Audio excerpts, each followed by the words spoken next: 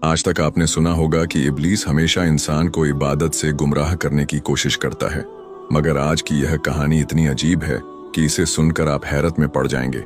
एक शख्स अंधेरी रात में नमाज अदा करने के लिए अपने घर से निकला।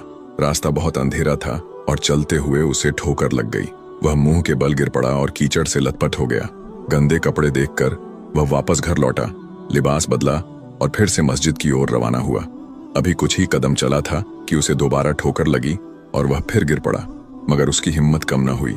वह फिर घर लौटा, कपड़े बदले और एक बार फिर मस्जिद की ओर बढ़ा।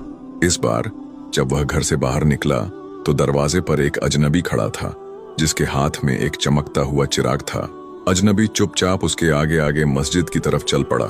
चिराग की रोशनी में इस बार रास्ता साफ नजर आ रहा था और वह बिना किसी मुश्किल के मस्जिद पहुंच गया। मस्जिद के दरवाजे पर वह अजनबी ठहर गया और नमाजी अंदर चला गया। नमाज अदा करने के बाद जब वह बाहर निकला तो देखा कि वह अजनबी अभी भी खड़ा था, मानो उसे घर छोड़ने आया हो। नमाजी को अजनबी पर शक हुआ और उसने उससे पूछा, आप कौन हैं? अजनबी ने जवाब दिया, मैं इब्लीस हूं। यह सुनकर नमाजी हैरान रह गया और बोला, शैतान मुझे मस्जिद तक कैसे छोड़ने आया?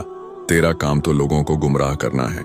इब्लीस हंसते हुए बोला, जब पहली बार तू गिरा तो अल्लाह ने तेरे सारे गुनाह माफ कर दिए। जब दूसरी बार गिरा तो अल्लाह ने तेरे पूरे खानदान को बख्श दिया।